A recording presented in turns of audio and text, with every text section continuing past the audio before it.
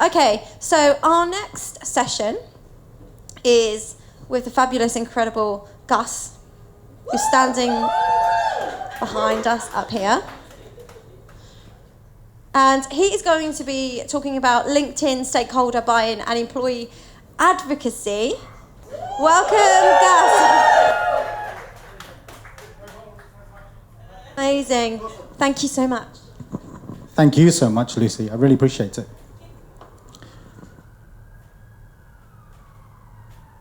There it is. Awesome. Good morning, everyone. We can do better than that. Good morning, everyone. There you go. I know you've all had donuts, so you're probably all kind of relaxed and chilled. So yeah, that's perfect. So I'm going to be talking about LinkedIn. For those of you who don't know me, my name is Gus Bandel. I've always wanted my name in lights, hence why I've put it on my own slide there.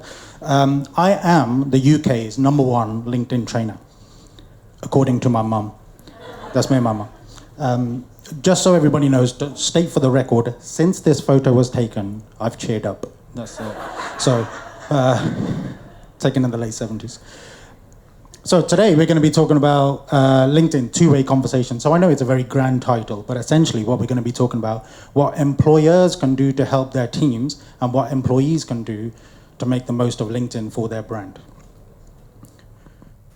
Here's some really boring stats for you. So last week, LinkedIn announced that they've hit 1 billion members. To be honest, I don't think that's true. There's like, if the week before they did their kind of quarterly figures and they said 985 million. And then all of a sudden they just said, we just round it up to 1 billion. Because obviously LinkedIn is the place for embellishment, right? That's the thing. So it started boring, started in 2002 by a guy called Reid Hoffman, et cetera, et cetera.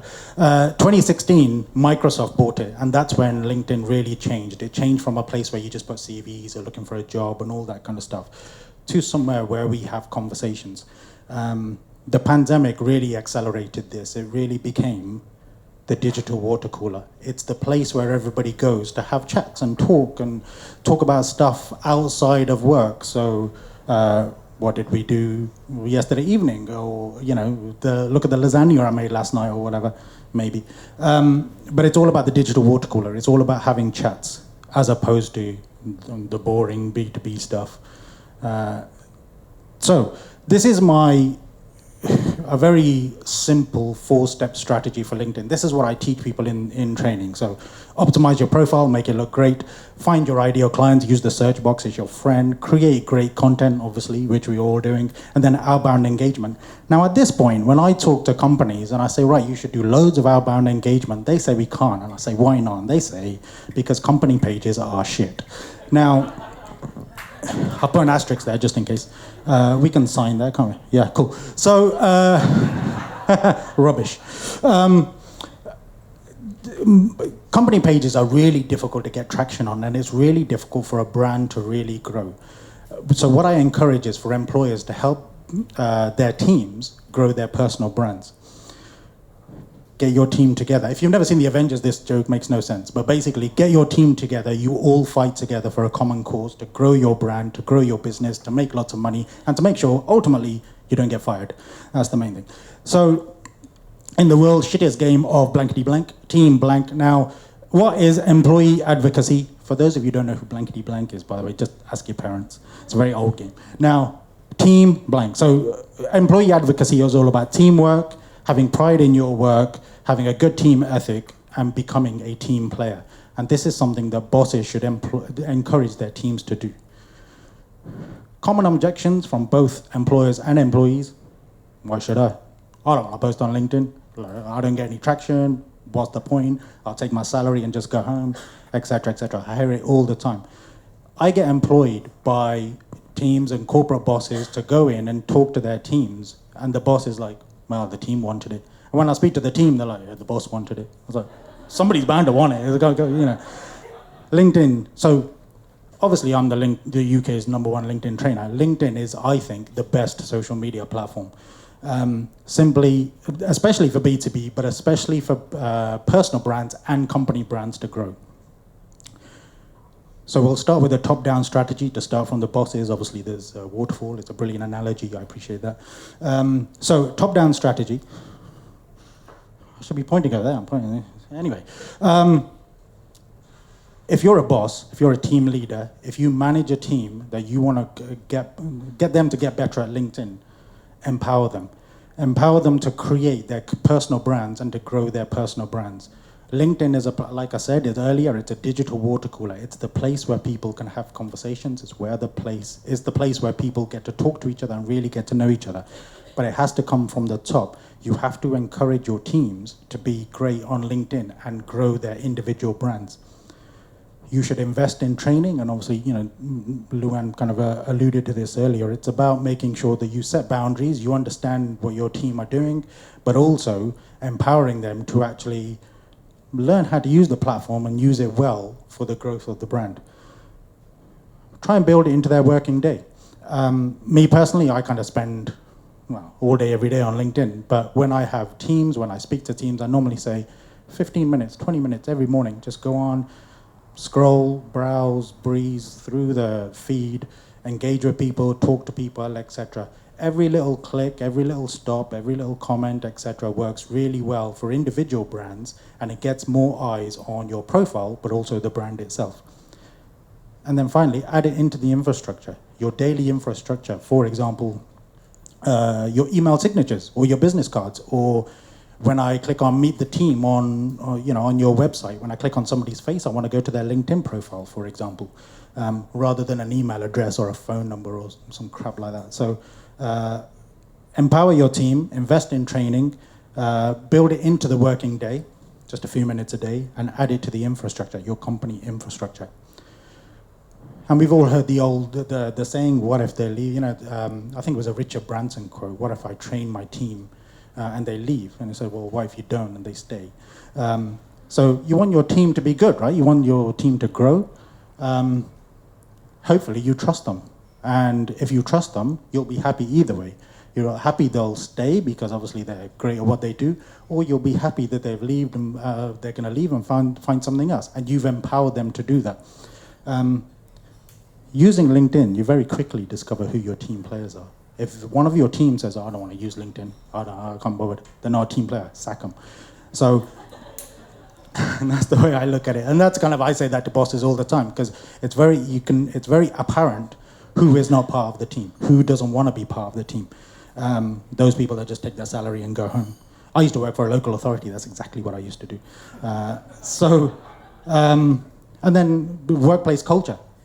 They're not going to leave if you have the right workplace culture. Now, I appreciate it's a massive leap to go from posting a couple of times on LinkedIn to completely overhauling a workplace culture. But it's about having the right team, the right staff, the right ethic, the right team players to focus on their happiness. What's in it for me? And from the perspective of employers always say, what's in it for me?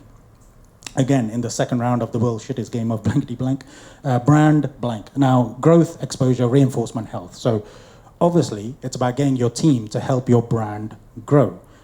When your team get involved in LinkedIn, it's all about increased exposure, because that's what it does.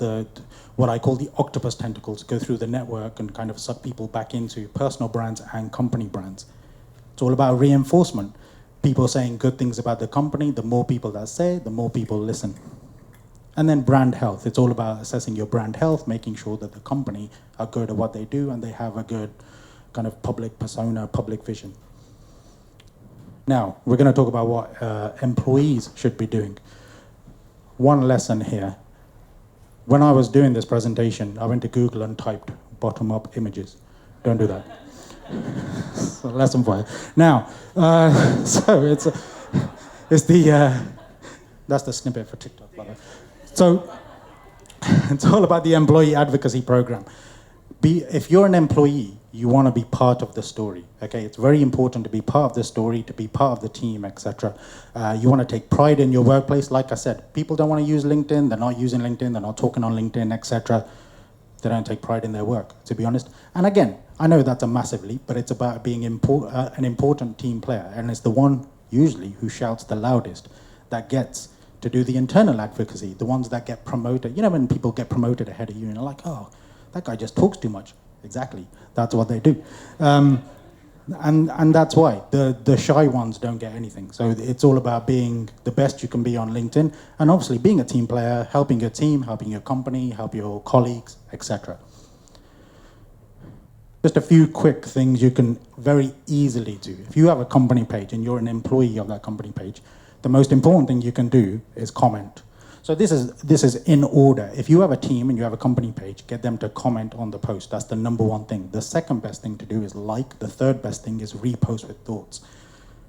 Now, obviously, repost with thoughts is making sure that they add their own commentary on those posts.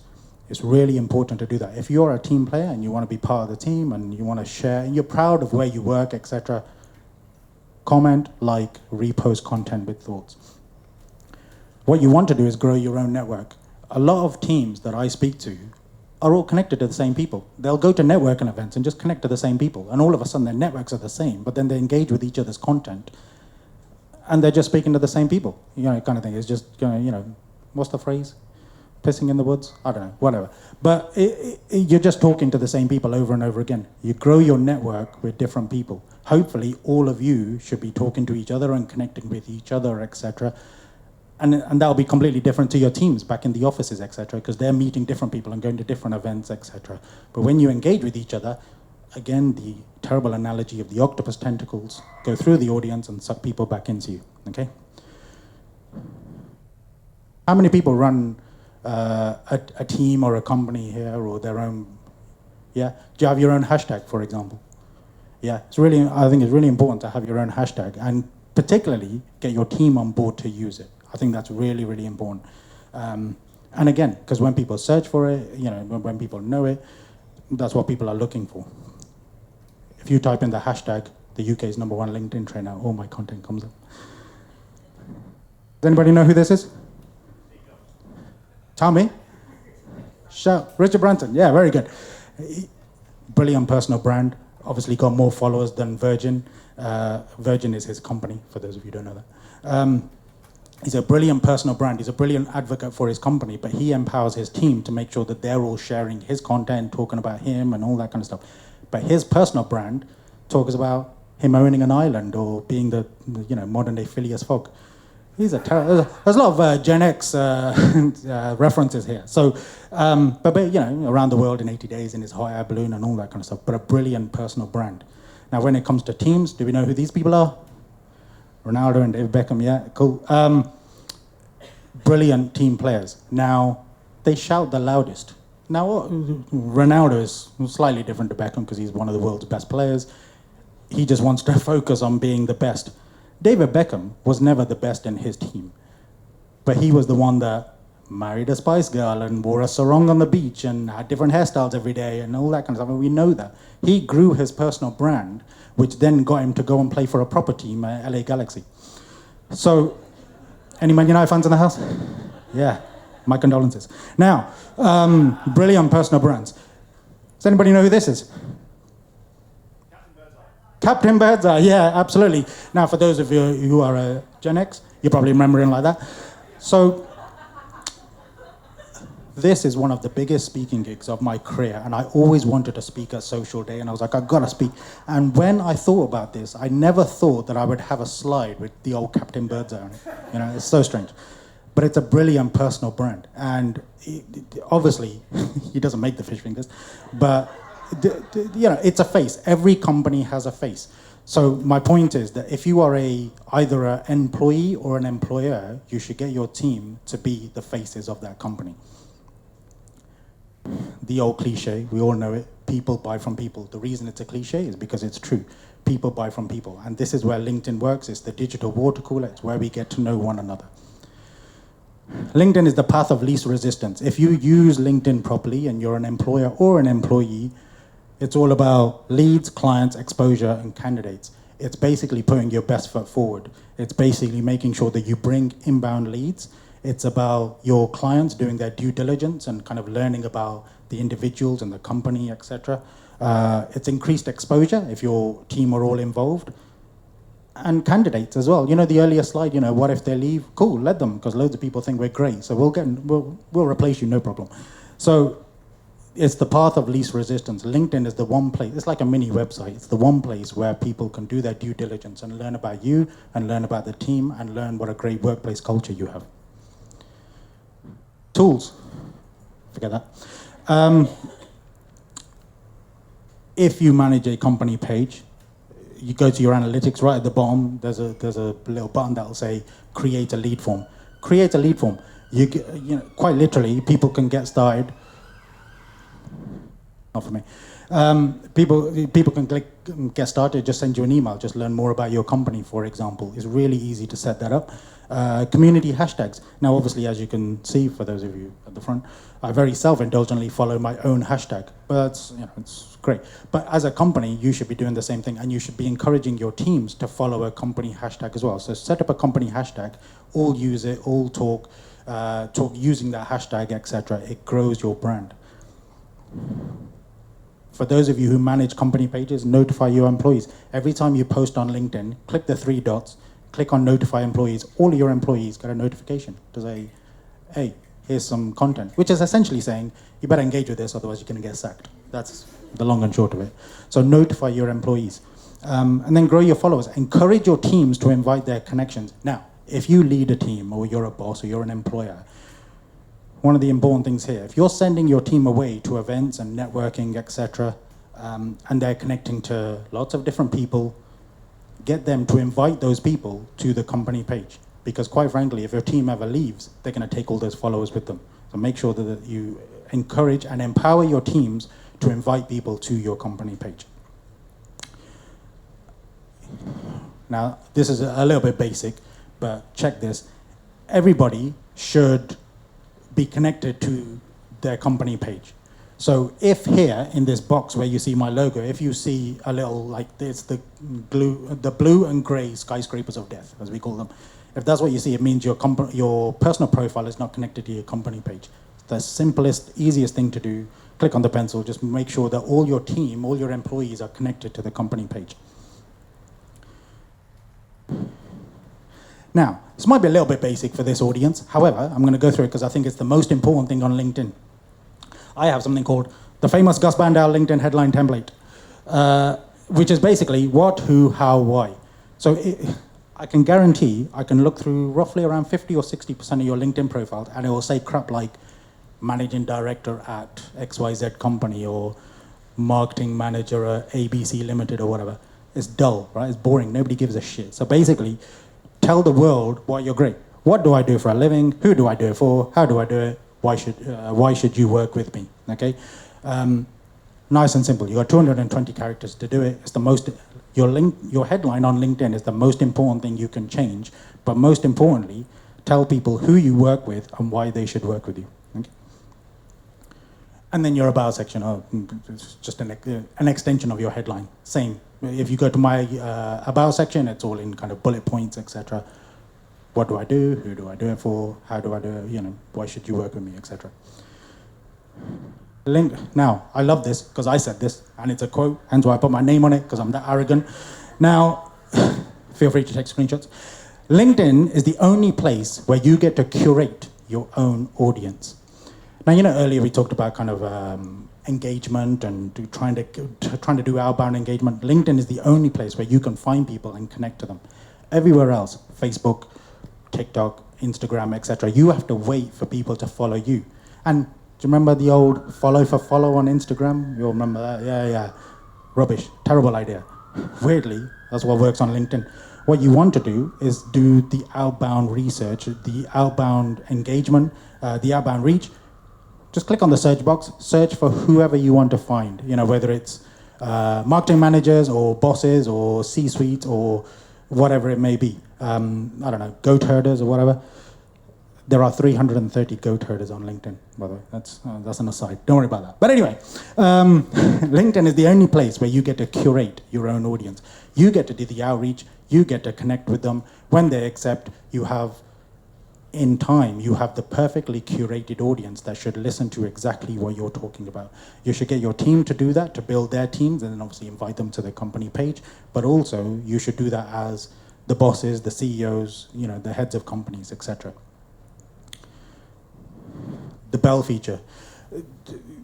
if you want to be notified, and it's really easy to do engagement. You know, if you empower your teams to use LinkedIn and to engage with people, etc., get them to click the bells. If you go to people's banners, there's a little bell symbol under it. You click on it. Every time somebody posts, you get a notification. Then you can go and engage. And quite frankly, you stay in their face 24/7.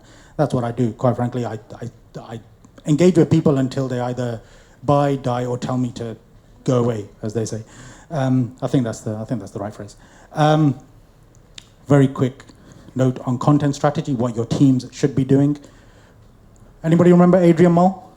Yeah, a couple of us. Yeah, you're not that old, don't lie.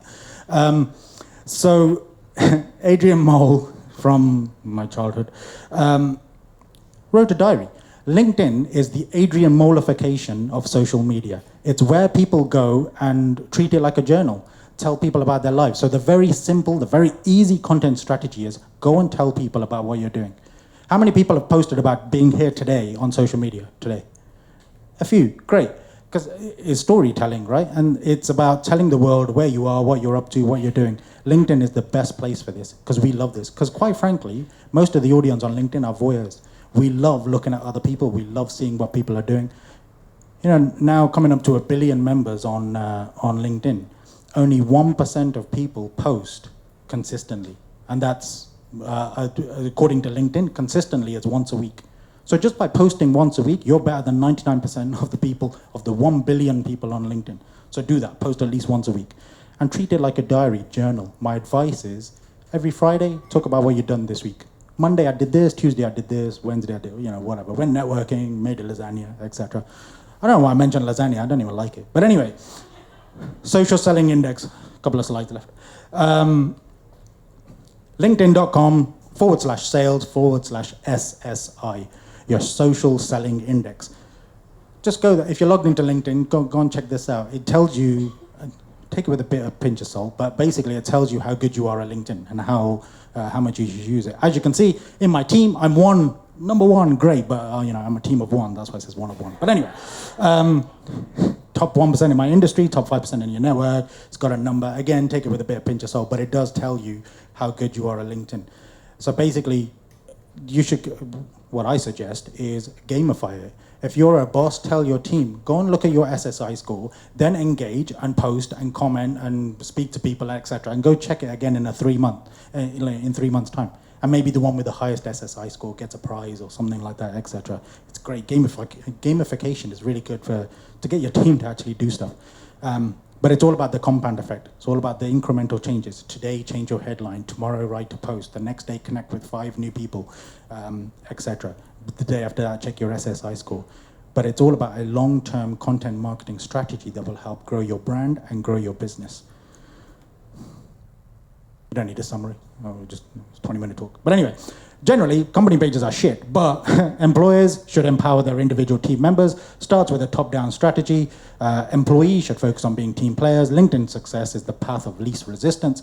People buy from people. You have all of the tools at your disposal. And just remember, it's a slow and steady compound effect. Some homework, and I'm going to check every single one of your homework. Go and introduce yourself. Write a post on LinkedIn introducing yourself. My name is Gus, I do this.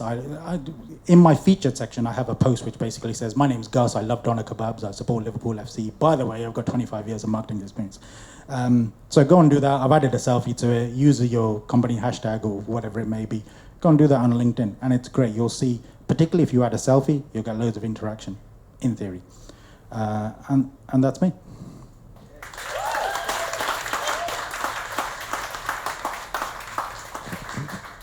Thank you very much, Gus. That was fantastic. Did you enjoy this session? Yes. Do you have any questions for Gus at this moment? Oh, we have a question. When building employee advocacy programs in your organisation, do you have any kind of recommendations of how to share content with your team, like anything that exists in terms of that, rather than just like emailing it per se, or the recommend to employees? Yeah, exactly that. It's the notify employees button that I would use.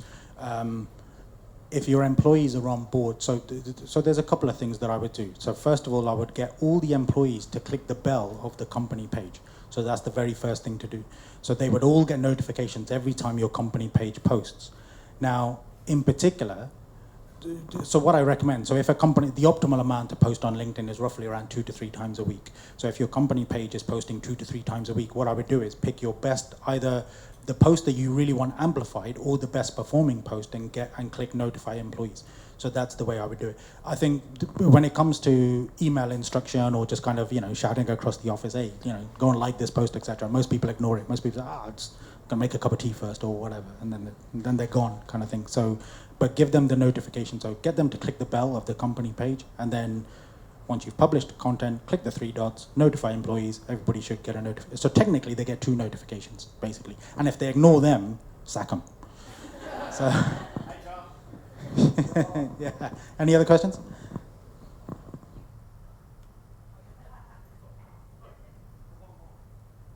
Cheers.